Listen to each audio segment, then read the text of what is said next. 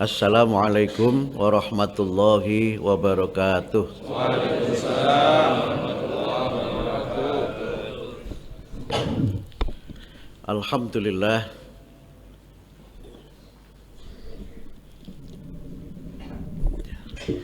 Alhamdulillah alladzi akramana bitauhidi wa dinil Islam.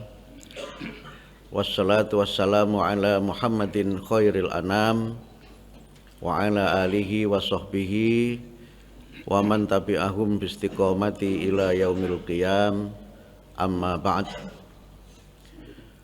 Wa qala Allah ta'ala fil Qur'anil Karim, a'udzu billahi minasyaitonir rajim.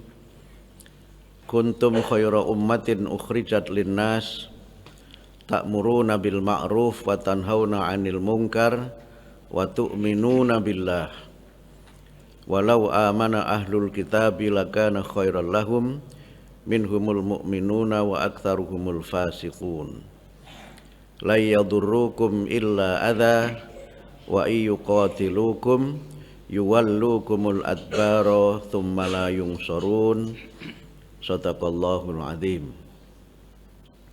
Yang terhormat Bapak Ketua Pimpinan Wilayah Muhammadiyah Bali beserta seluruh jajaran PWM Bali, Ibu Ketua Aisyah Bali beserta seluruh jajaran, Bapak-bapak, Ibu-ibu sekalian, jamaah subuh Masjid Ahmad Dahlan yang saya hormati dan yang dirahmati oleh Allah Subhanahu wa taala. Alhamdulillah, syukurillah, pada pagi hari ini kita sekalian dapat bersama-sama bersilaturahim sekaligus menunaikan sholat subuh secara berjamaah. Kita berdoa kepada Allah semoga ibadah kita diterima oleh Allah Subhanahu wa taala. Yang kedua, saya berterima kasih kepada PWM yang dalam waktu yang sesingkat-singkatnya mengorganisir acara ini. Saya di Bali ini sebenarnya mampir saja. Acara pokok saya itu di Pondok Pesantren Internasional Dea Malela, Pak Din Samsudin. Ada acara siang nanti dan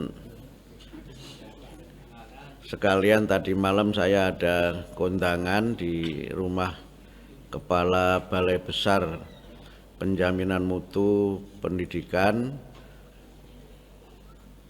di Jimbaran. Kemudian juga penerbangannya baru nanti jam 9 kalau tidak salah, jadi ada waktu luang. Saya kontak Pak Ketua kalau saya mau sholat subuh di Bali. Alhamdulillah bisa diorganisir acara yang sangat ramai ini sampai masjidnya tidak cukup. Dan ini acara subuh ini kan biasanya agak jarang ya. Saya bilang beliau pokoknya saya ngisinya habis subuh saya mau subuhan gitu. Ini dari wajahnya ini ada 3 kelompok orang nih, Pak.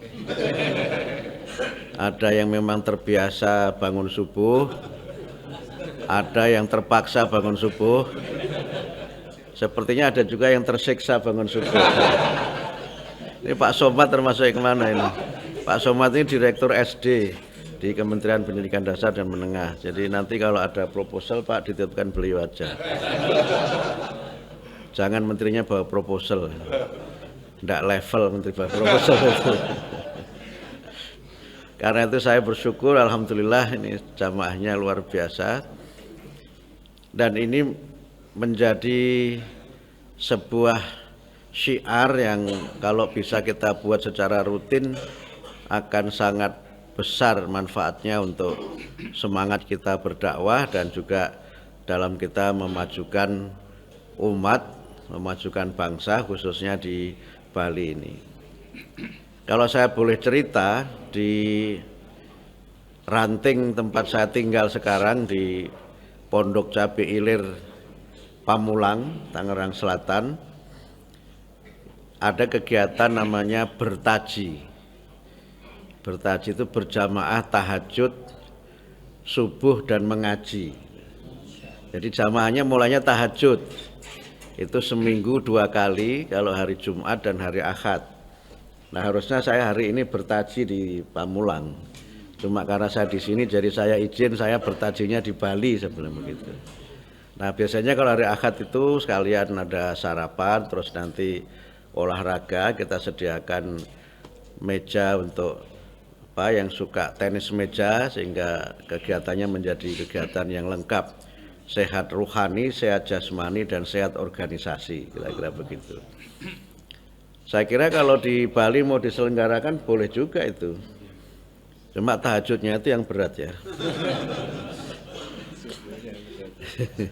Padahal di Quran kan dijelaskan wa minal laili fatahajjat bihi nafilatalak asa ayyab atsaka rabbuka maqama mahmuda. Itu sebagian malam itu hendaknya kamu bangun bertahajud sebagai bagian dari ibadah tambahan bagi kamu sekalian, dan mudah-mudahan Allah membangkitkan kamu sekalian di tempat kedudukan yang terpuji, tempat kedudukan yang terhormat. Nah tapi tidak apa-apa, ini sekedar ide, tapi kalau mau ditindaklanjuti bagus juga gitu. Karena ada pengaruh yang positif antara bangun pagi dengan kesehatan jasmani kita, juga tentu saja kesehatan spiritual kita. Ini yang kalau saya bolehlah sedikit promosi programnya kementerian, itu kan ada 7 kebiasaan anak Indonesia hebat. Saya kira juga tidak hanya anak-anak, orang tua hebat juga bisa. Itu kan bangun pagi, beribadah, berolahraga, makan sehat bergizi, bermasyarakat, gemar belajar dan tidur cepat. Itu kalau kita bisa laksanakan insya Allah barokah itu, dan program itu menjadi program prioritas Kementerian Pendidikan Dasar dan Menengah untuk membangun karakter generasi bangsa. Nah saya ingin menyampaikan sedikit hal saja, nanti maksimal jam 6:30 saya sudah harus melanjutkan perjalanan karena menterinya belum punya pesawat pribadi, jadi harus menyesuaikan jadwal penerbangan. Kemarin Pak Dir menyampaikan ke saya, karena selain saya yang diundang ke pondok beliau itu ada Pak Muzani, Ketua MPR, dan Pak Menteri Pertanian. Beliau cerita, Pak Muzani sama Menteri Pertanian nanti pakai helikopter ke tempat saya gitu. Yalah kan menteri yang memang sudah punya helikopter, kalau saya ya menteri sederhana yang masih pakai angkutan umum aja gitu. Tapi nggak apa-apa semuanya, semoga menjadi perjalanan yang berkah. Tadi saya membaca firman Allah dalam surah Ali Imran ayat 110. Yang di situ ditegaskan kuntum khaira ummah ukhrijat linnas ta'muruna bil ma'ruf wa tanhauna 'anil munkar wa tu'minuna billah walau amana ahlul kitabi lakana khairal lahum minhumul mu'minuna wa aktsaruhumul fasiqun. Kamu sekalian umat Islam adalah umat yang terbaik yang dilahirkan untuk manusia. Kamu sekalian senantiasa memerintahkan yang ma'ruf, mencegah yang mungkar, dan beriman kepada Allah. Kalau sekiranya orang-orang ahli kitab itu mau beriman, sesungguhnya lebih baik bagi mereka. Tapi hanya sebagian kecil saja dari mereka itu yang beriman, dan sebagian besar mereka justru berbuat fasik. Ayat ini kalau kita coba pahami mengandung 2 pesan penting. Pesan pertama adalah bahwa umat Islam itu oleh Allah diciptakan dan dicita idealkan sebagai umat yang terbaik. Ayat ini merupakan penegasan sekaligus memberikan sebuah pesan penting dan membangun rasa percaya diri kepada umat Islam bahwa umat Islam itu akan bisa menjadi umat yang terbaik dan idealnya menjadi umat yang terbaik. Kalau kita kaitkan ini dalam konteks teologis, ayat ini memberikan sebuah keyakinan bahwa yang terbaik di dunia ini seharusnya adalah umat Islam. Kenapa ini perlu saya tegaskan? Karena dalam konteks ketika ayat itu diturunkan, sebagian umat Islam itu tidak pede, tidak percaya diri. Sebagian mungkin karena memang jumlahnya yang minoritas, gitu. Walaupun ayat ini termasuk ayat madaniyah ya. Ayat madaniyah itu artinya ayat yang diturunkan setelah Rasulullah Muhammad hijrah ke Madinah. Ini ditegaskan karena ada klaim dari orang-orang ahli kitab, khususnya orang-orang Yahudi, yang mereka mengatakan kami ini umat yang terbaik. Dan mereka merujuk pada ayat yang diturunkan dalam konteks ketika mereka dibimbing oleh Nabi Musa alaihissalam. Mereka disebut wa inni faddaltukum 'alal alamin. Saya memuliakan kamu di antara umat-umat yang ada di seluruh jagat raya. Karena itu mereka ini kadang-kadang menjadi komunitas yang selain sangat percaya diri juga kadang-kadang overconfident. Nah, percaya diri itu menjadi penting memang. Ya kadang-kadang umat Islam itu tidak yakin dengan dirinya. Ada namanya inferiority complex gitu. Rasa rendah diri yang sangat kompleks. Sehingga ayat ini menjadi sebuah pesan teologis yang sangat penting bahwa kamu umat Islam, apapun keadaan kamu sekarang ini, kamu itu berpotensi dan seharusnya menjadi umat yang terbaik. Sehingga pesan yang kedua tentu saja kalau sekarang ini umat Islam itu belum menjadi umat yang terbaik,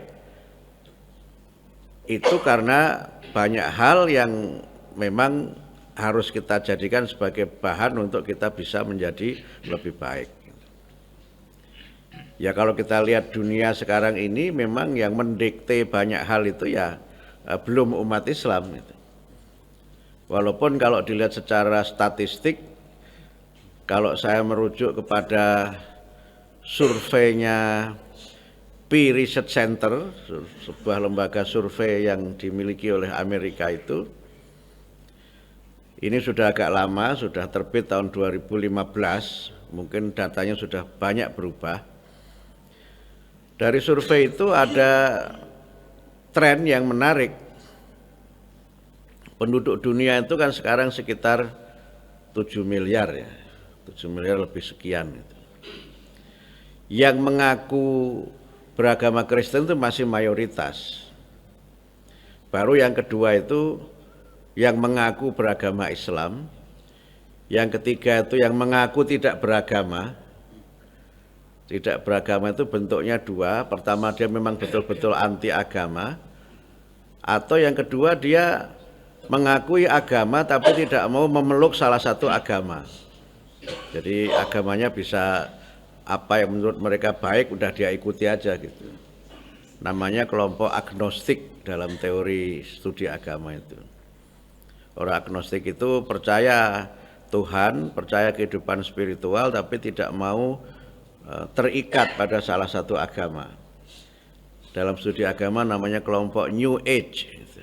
Kelompok New Age yang penjelasan besarnya secara sederhana itu believing without belonging. Percaya tetapi tidak mau memiliki. Ya kira-kira kalau orang sedang berhubungan sama manusia mau jatuh cinta itu ya mencintai tetapi tidak memiliki lah kira-kira begitu. Dan mereka berat kata ketua pemuda Muhammadiyahnya berat. Tapi mereka begitu. Tapi dia punya pandangan yang positif terhadap agama. Semua agama baik gitu. Kalau yang ateis itu semua agama jelek, dia jelek-jelekin semuanya. Saya pernah dalam sebuah kesempatan itu makan malam di Helsinki di Finlandia, acara pertemuan tokoh agama dunia begitu. Biasanya kalau acara makan malam itu kan ngobrolnya yang ringan-ringan, tidak ngobrol berat-berat lah gitu. Cerita pengalaman hidup, cerita negara masing-masing gitu. Nah, diplomat senior Finlandia ini cerita pengalamannya sebagai diplomat terbang dari Eropa ke Afrika. Nah, di tengah penerbangan itu pesawat mengalami turbulensi, goncangan yang sangat hebat, sehingga ya semua penumpang itu panik, termasuk dia juga panik begitu. Akhirnya dalam situasi panik itu dia berdoa dengan menyebut nama Tuhan semua agama. Saya tanya, kenapa yang mulia berdoa menyebut nama Tuhan semua agama gitu ya? Ya siapa tahu dari salah satu Tuhan itu ada yang mau mengabulkan doa saya gitu. Itu namanya kelompok agnostik gitu. Ya sebagainya memang ada unsur sinkretiknya juga gitu.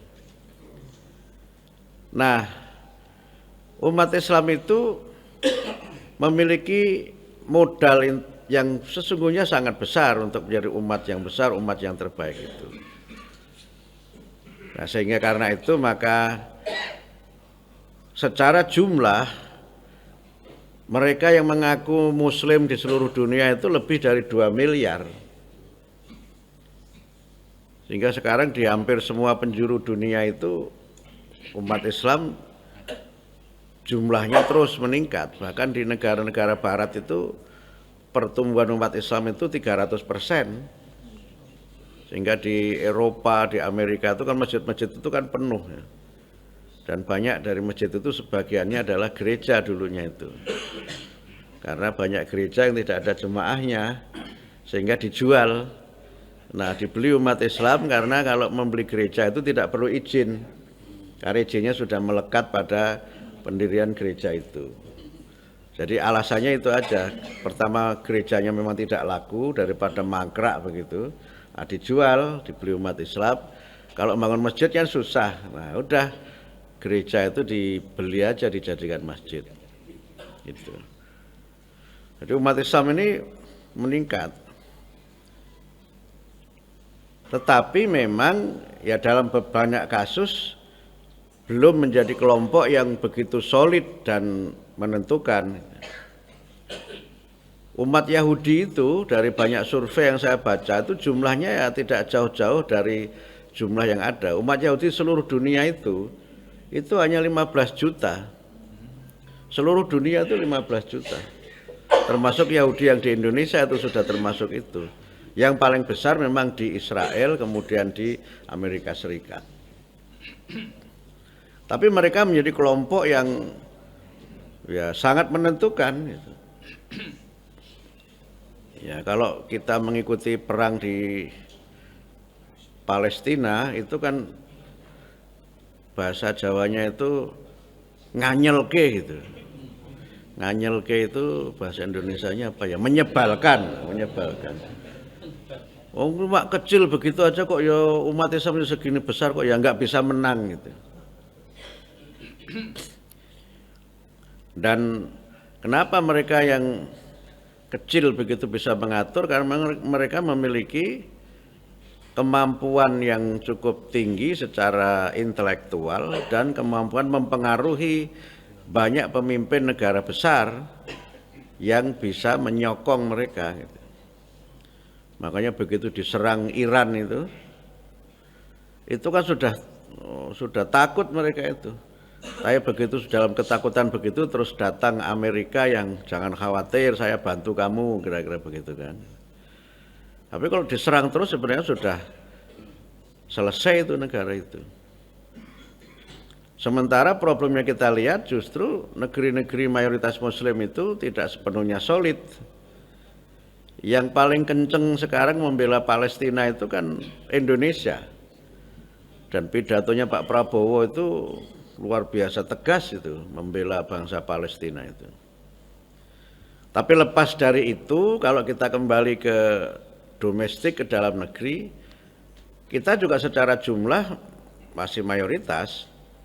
Walaupun menurut survei dari Pew Research Center itu tahun 2050 kalau trennya itu seperti sekarang ini, penduduk muslim terbesar di dunia itu tidak di Indonesia, tapi India.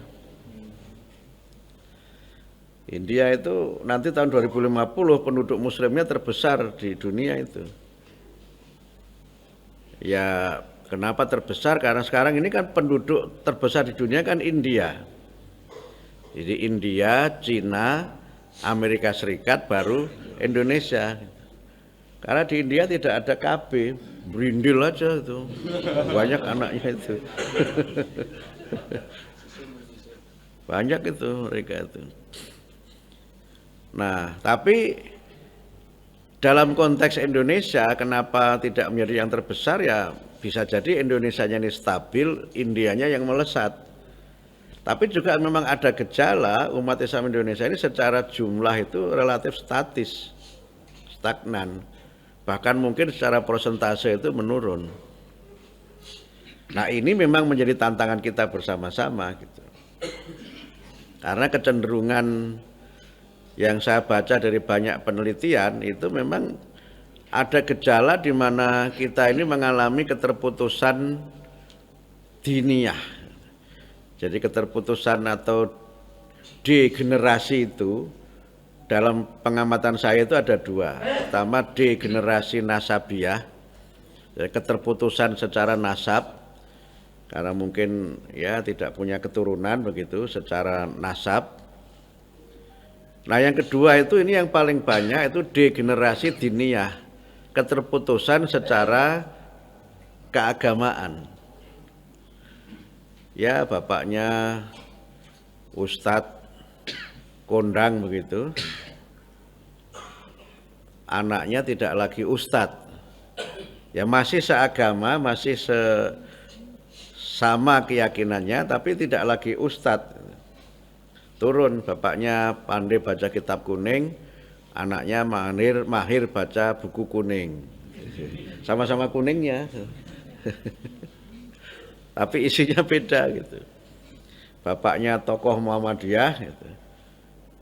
Tapi anaknya ya mungkin hanya punya toko Muhammadiyah gitu. Tidak tokoh tapi toko saja gitu. Kalau ada kegiatan ikut, kalau tidak ada ya tidak mengadakan, namanya toko. Nah, degenerasi diniyah itu dalam pengamatan saya levelnya ada 3. Level yang tertinggi itu ketika antara orang tua dengan keturunannya sudah beda keyakinan. Dan itu jumlahnya lumayan. Yang kedua itu, nah, level agak di bawahnya itu ya masih satu keyakinan tetapi tidak militan. Nah, yang ketiga yang ini mungkin levelnya lebih rendah itu ya masih militan, masih satu keyakinan tetapi tidak memiliki ghirah untuk menjadi pemimpin yang menggerakkan.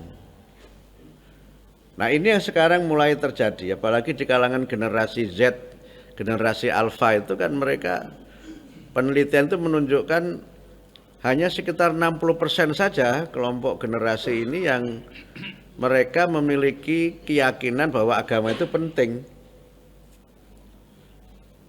Selebihnya ya udah agama itu bagian dari tradisi saja gitu. Nah, ini yang menurut saya memang perlu menjadi bagian dari agenda kita bersama-sama bagaimana agar kuntum khaira ummah ini dapat kita jawab. Nah, dalam konteks Muhammadiyah, alhamdulillah Muhammadiyah ini kan terus berkembang, amal usahanya terus berkembang.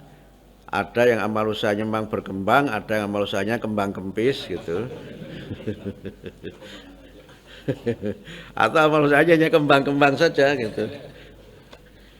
Saya sering bercanda di beberapa tempat itu ada amal-amal usaha yang megah begitu, yang gagah megah, tapi ada yang megahi.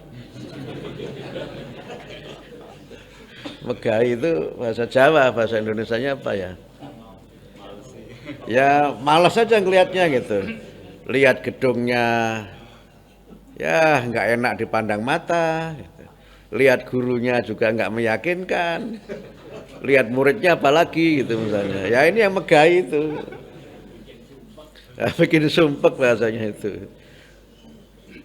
Tetapi banyak kalangan menilai Muhammadiyah ini yang dianggap memiliki perkembangan yang membanggakan gitu.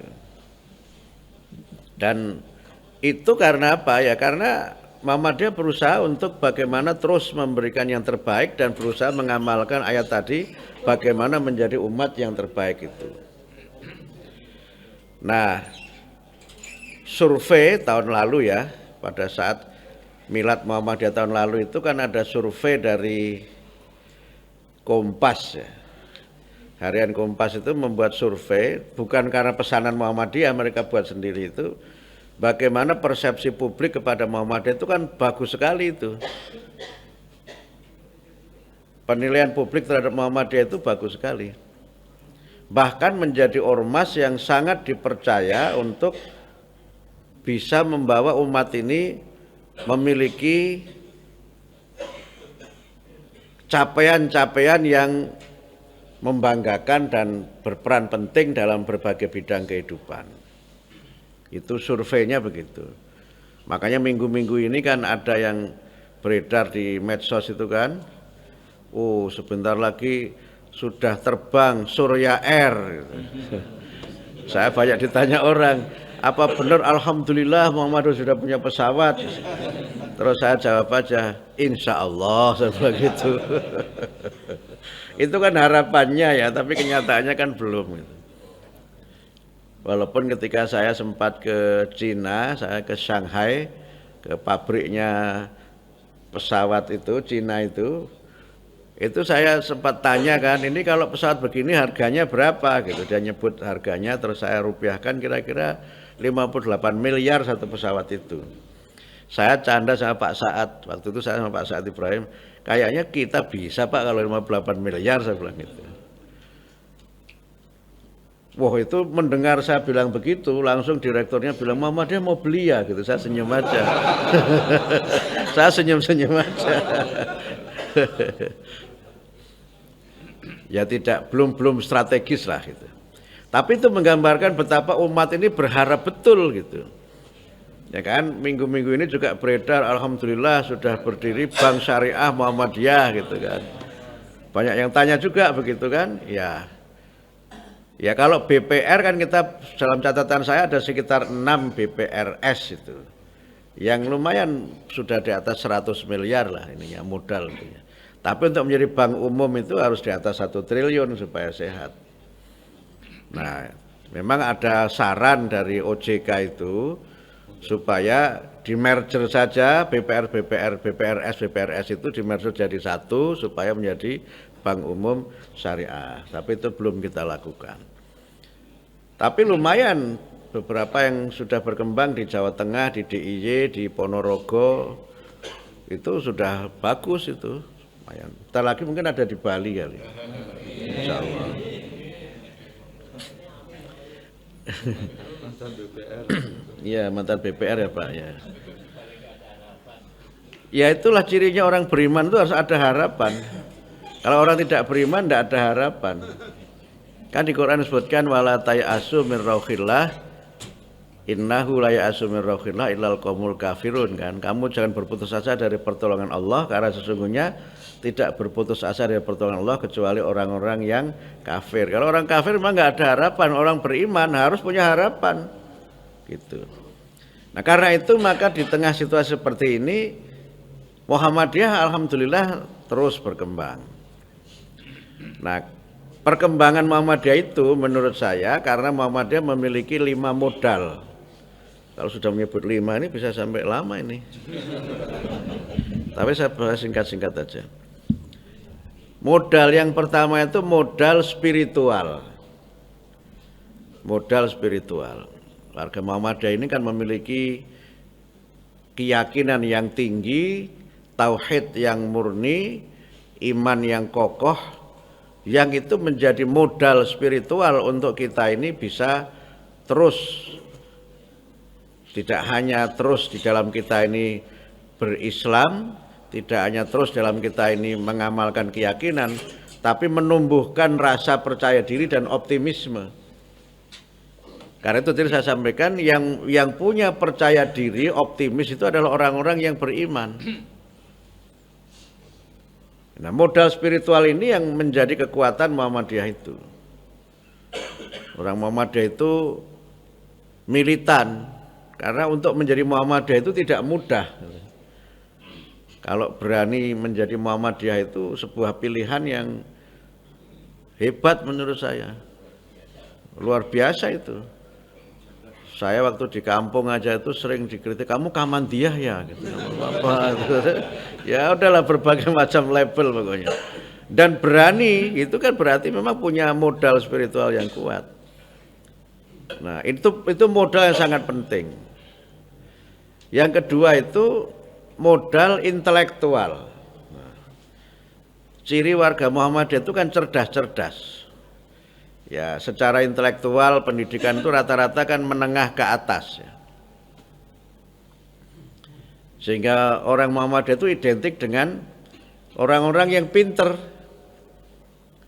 Cari orang pinter di Muhammadiyah itu gampang. Banyak pimpinan ranting yang profesor itu banyak.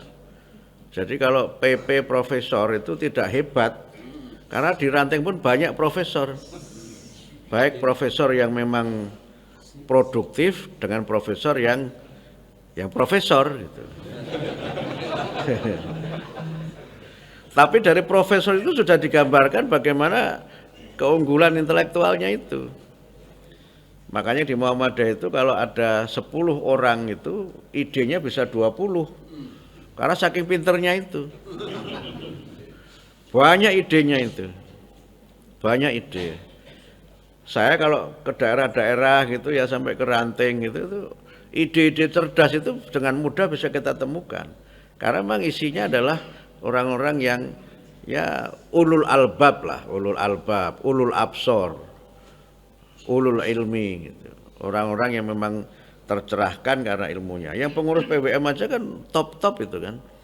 Pengurusnya rata-rata pegawai ya intelektual, sehingga di mana-mana Muhammadiyah itu kan amal usaha yang paling banyak juga pendidikan.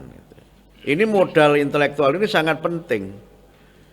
Karena kalau yang dipimpin itu orang-orang yang cerdas, gerakan itu menjadi bisa cepat. Gitu. Walaupun kadang-kadang juga bisa lambat karena terlalu banyak ide. Karena banyak ide kemudian ya sudah akhirnya menjadi gerakan idealisme gitu. Idealis itu. Ide aja begitu, idealis itu. Nah, tetapi kalau nggak punya idealisme, ya masalah juga. Jadi orang harus punya idealisme juga. Nah, persoalannya adalah bagaimana menghimpun ide-ide yang hebat itu menjadi sebuah gerakan. Tapi itu sudah modal penting itu. Nah, yang ketiga itu modal sosial. Modal sosial. Alhamdulillah Muhammadiyah ini kan dikenal sebagai organisasi yang baik. Reputasi Muhammadiyah itu kalau yang saya dengar dari banyak pihak itu reputasi yang baik. Muhammadiyah itu kumpulan orang-orang baik. Itu modal sosial yang sangat penting. Bayangkan kalau kita ini dikenal sebagai organisasi kumpulan orang-orang yang jahat. Mendengar namanya saja orang sudah tidak suka gitu kan. Misalnya, mohon maaf kan sekarang di masyarakat ada sebutan ormas gitu. Nggak tahu siapa yang memulai ini siapa gitu. Sebutan ormas itu kan sekarang mengalami pergeseran makna kan. Kesannya itu pejoratif. Pejoratif itu artinya kesannya itu jelek gitu.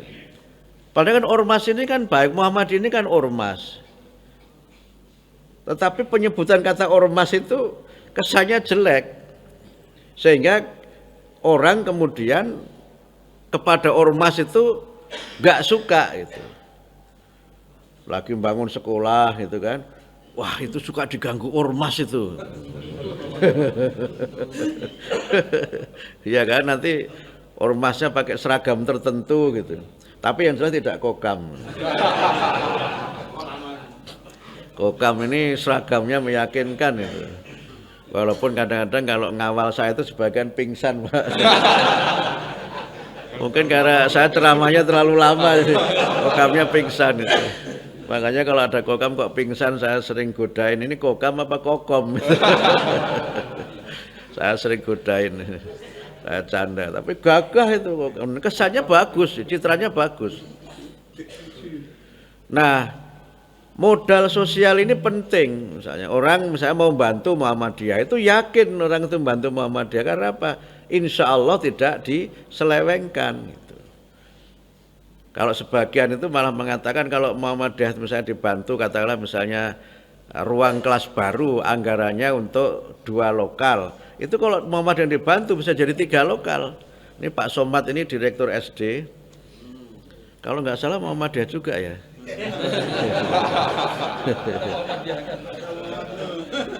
Tapi beliau saya akan jadi direktur bukan karena Muhammadiyahnya, memang karena profesional, memang karena punya kinerja yang baik begitu. Namanya juga Somad kan. Somad itu artinya kan kokoh ya, tempat bergantung kokoh.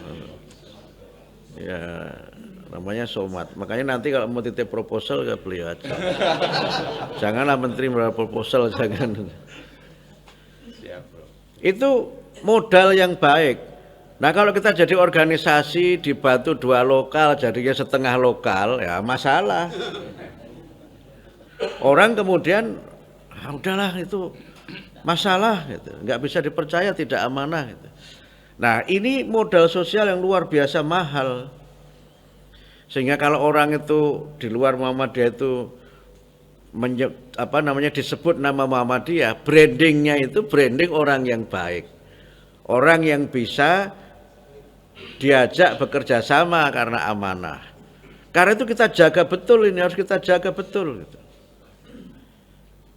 Sempat kan ada yang meneliti mengenai contoh bagaimana penerapan good governance, tata kelola organisasi. Organisasi yang good governance-nya paling lengkap itu Muhammadiyah. Kalau ini saya fair ya. Saya akan bandingkan dengan teman-teman dari ormas lain. Itu yang punya anggaran dasar, anggaran rumah tangga, aturan ortom, aturan amal usaha yang sampai detail itu hanya Muhammadiyah saja. Pelaporan keuangan seperti apa, pemeriksaannya bagaimana itu Muhammadiyah only itu. Teman-teman yang lain itu jujur juga, amanah juga, tapi governance-nya itu kadang-kadang belum punya, sehingga belum ada audit. Di Muhammadiyah itu kan ada audit. Mau jadi rektor periode kedua audit dulu, kepala sekolah audit dulu gitu. Sebelum negara mengaudit, Muhammadiyah sudah audit dulu. Itu. Dan itu modal sosial yang harus kita jaga. Harus kita pertahankan. Karena dengan modal sosial itu kita bisa kemudian membuka diri untuk bekerja sama dengan yang lainnya. Nah, yang keempat itu modal jaringan. Nah, ini yang menurut saya penting ini, modal jaringan. Jadi Bapak Ibu kalau di Bali ini jangan melihat Muhammadiyah itu di Bali saja. Muhammadiyah itu sekarang kan secara jaringan kita sudah tersebar di seluruh Indonesia. Kita sekarang memiliki 30 cabang istimewa di 30 negara. Dan di beberapa negara itu sudah berbadan hukum resmi di negara itu. Yang sudah berbadan hukum resmi itu Australia. Bahkan sekarang sudah punya sekolah kan. Muhammadiyah Australia College, mereka baru saja ke Indonesia, ke Muhammadiyah, kita berikan mereka bonus jalan-jalan ke Indonesia. Karena sebagian besar guru dan pegawainya itu bukan orang Indonesia dan tidak mengenal Muhammadiyah gitu. Karena itu kita kenalkan Muhammadiyah itu seperti apa, bawa ke Jogja, kemudian bawa ke Jakarta, saya terima di kantor. Pak Somad ikut terima waktu itu ya, ikut terima juga ya. Saya tanya muridnya itu hampir 1.800 itu. Kemudian ada tanah di sebelahnya kita beli, kemudian mau bangun, alhamdulillah karena sudah punya nama baik tadi itu dan prestasi yang baik, dapat dana dari pemerintah Australia untuk bangun gedungnya itu. Alhamdulillah. Nah sekarang kita sedang mencari peluang untuk mendirikan lagi di Sydney, di negara bagian New South Wales itu. Sedang kita cari-cari tapi belum ketemu tanahnya. Kita nyari kalau ada sekolah yang dijual gitu, supaya tidak perlu ngurus izin. Karena ngurus izinnya itu susah kalau ngurus bangunan. Nah, kalau bangunannya sudah ada, karena sekarang kan banyak sekolah-sekolah yang mati itu banyak. Kita coba cari mana yang mati nanti kita beli, tapi nggak ada yang mati-mati. Yang mau mati banyak, tapi yang mati-mati belum ada itu. Yang mati-matian itu sekolah mati-matian. Kita sudah ada Muhammadiyah di Amerika Serikat, itu juga sudah berbadan hukum Amerika Serikat. Kemudian Jerman Raya juga sudah berbadan hukum Jerman. Kemudian Jepang sudah berbadan hukum Jepang. Sekarang sedang diperjuangkan, saya baru saja ketemu itu Muhammadiyah Inggris. Alhamdulillah dipelopori Muhammadiyah, umat Islam Indonesia di Inggris itu sudah bisa membangun masjid. Saya sempat meninjau ke sana tahun yang lalu dan sekarang sedang mencari imam untuk nanti bisa jadi imam tetap di sana. Silahkan kalau ada yang mau mendaftar, nanti saya sampaikan ke pengurusnya. Iya.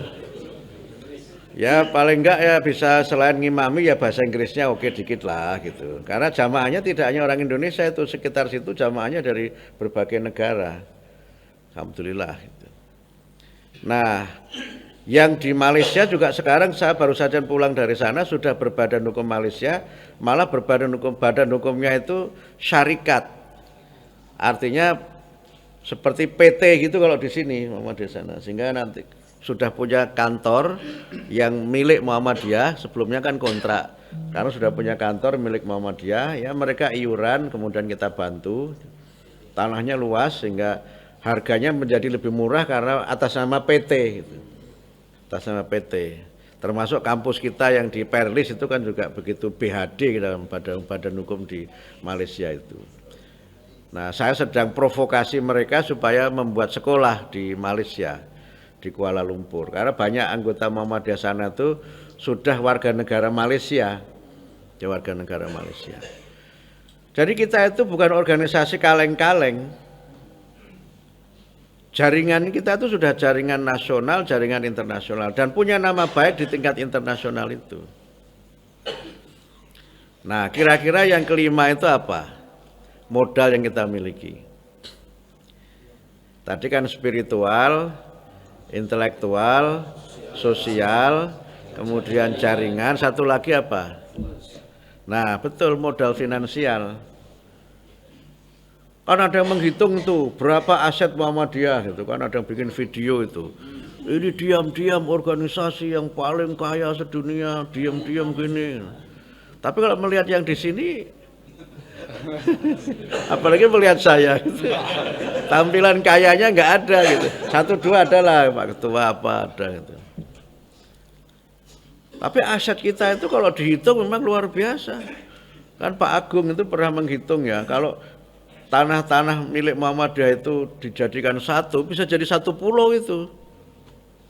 Kan berapa ribu hektar itu. Bali aja punya berapa Pak Ketua?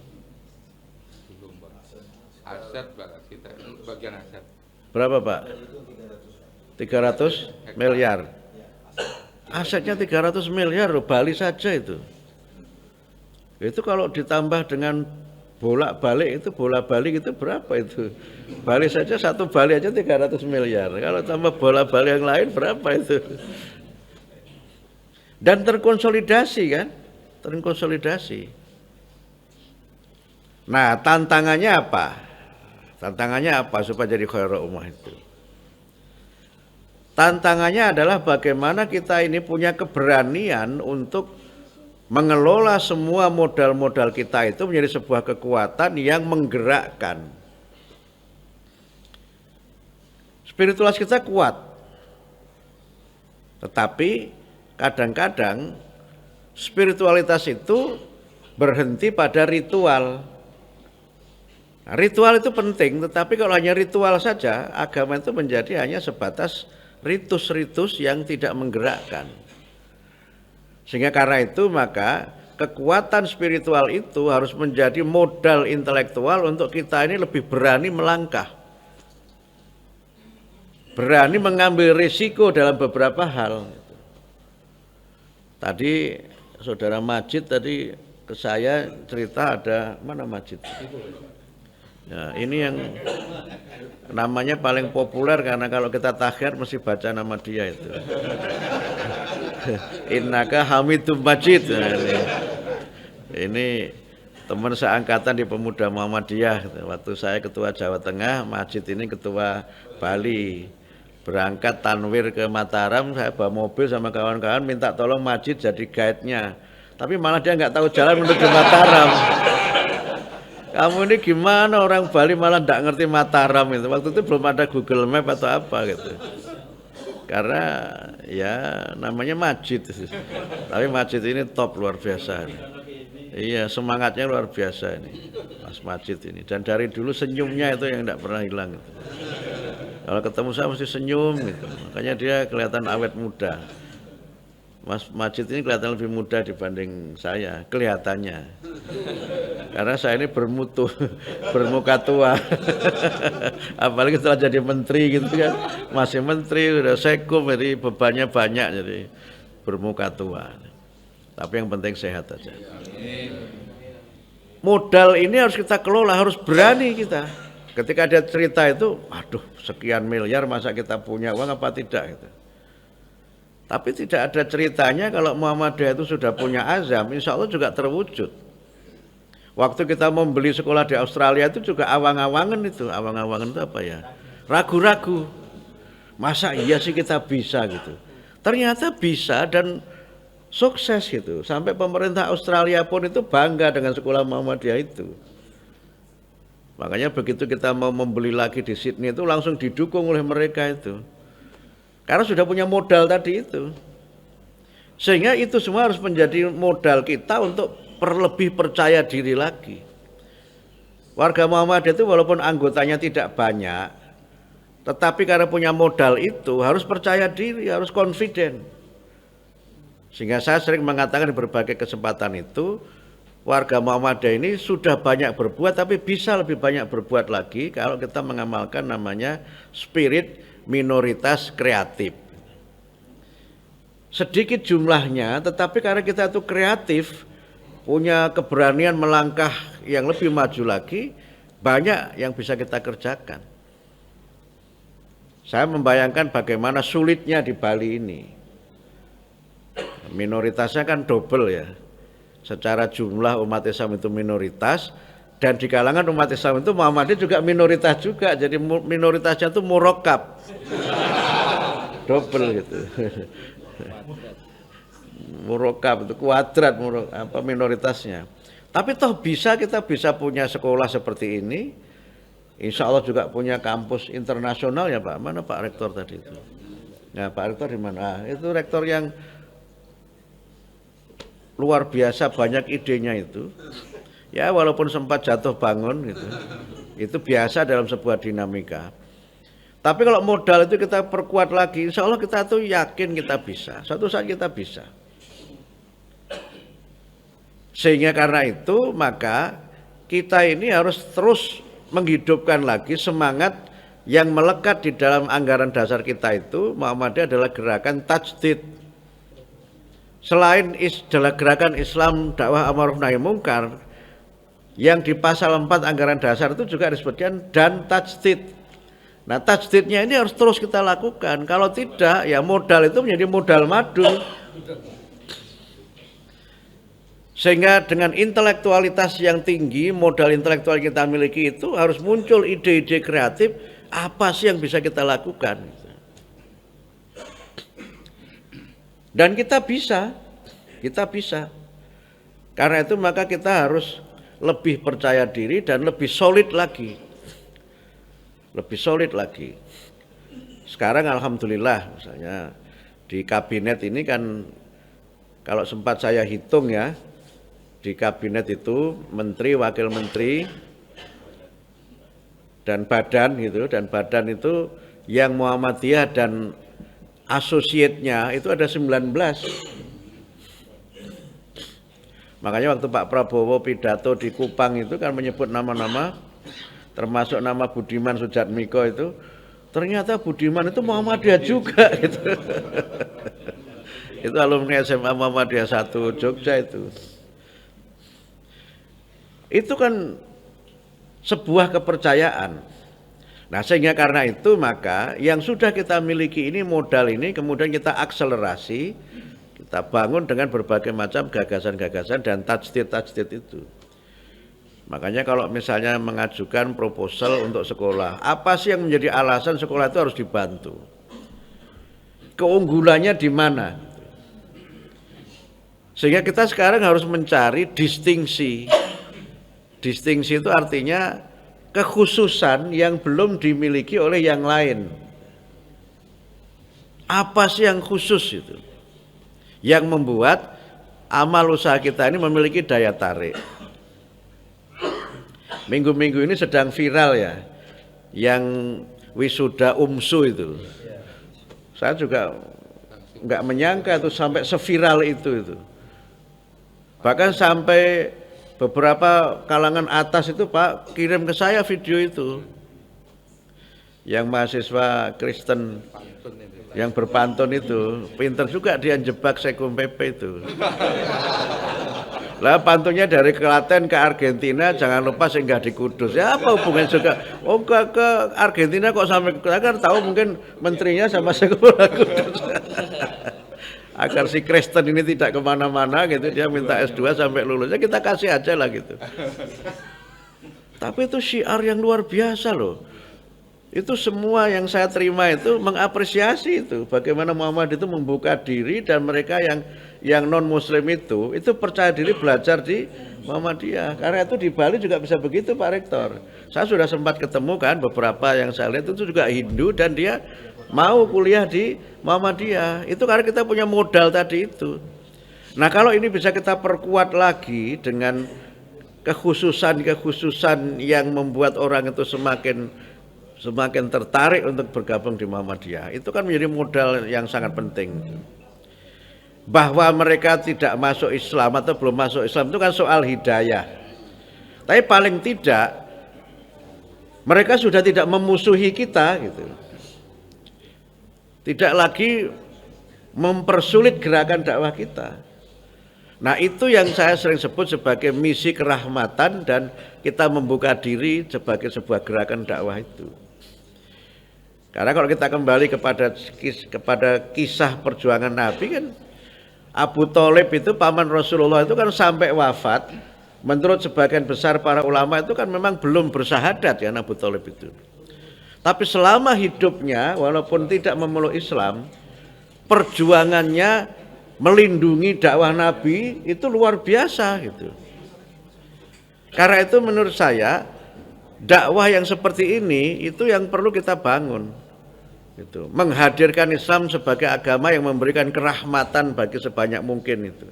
Dan yang mau bergabung dengan kita itu banyak dengan 5 modal yang kita miliki itu. Nah, karena itu saya membayangkan nanti tadi sudah ada cerita mau memperluas SMK-nya ya. Nah, mau memperluas SMK-nya. Silakanlah nanti cari jaringan kemana begitu. Dan kalau itu sudah bagus, itu kan pintu masuk untuk orang itu lebih mengenal Muhammadiyah dan mendapatkan rahmat dari ajaran agama Islam yang diamalkan oleh Muhammadiyah. Tapi tidak hanya itu amal usaha itu, sekolah bagus, kampus bagus, rumah sakit sudah punya Pak Ketua? Belum. Sedang dibangun kan? Klinik sudah? Klinik Baru mau. Itu bagus itu. Mau diselesaikan kapan? Berapa? 3 bulan. Nah, 3 bulan kan? Nanti 3 bulan berarti sekarang Juli ya. Juli, Agustus, September. Kalau 3 bulan selesai saya kesini lagi.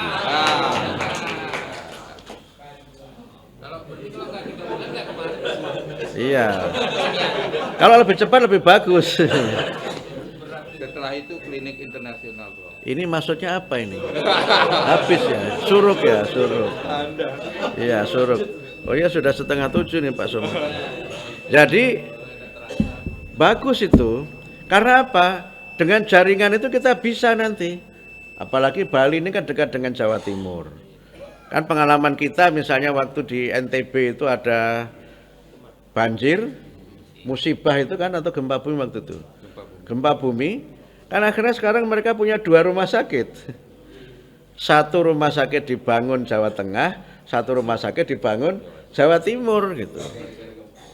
Dan sekarang kita dorong di PP Muhammadiyah ini mendorong supaya wilayah-wilayah yang besar itu juga membantu mendampingi wilayah-wilayah yang bukan kecil Pak, mau besar gitu loh, itu Pak, jangan bilang kecil Pak, mau besar gitu Pak, itu mau besar. Kalau itu sudah bisa, itu kan bisa kita koordinasikan, bisa kita koordinasikan. Dan sekarang yang sudah bisa begitu itu banyak itu. Dan PP kan tinggal memerintahkan saja, kamu tolong dong bantu sini gitu misalnya. Misalnya di Salatiga itu mau mendirikan rumah sakit, baru bisa beli tanahnya. Rumah sakitnya dari mana? Yang mendampingi itu Klaten, makanya mendampingi itu cabang Delanggu itu punya 3 rumah sakit itu. Salah satunya ada rumah sakit Tionghoa, Dr. Un itu dibeli Muhammadiyah itu. Jadi ya Muhammadiyah itu kadang-kadang ya biar miskin asal sombong lah kira-kira begitu. Gagah, ada rumah sakitnya berkembang itu.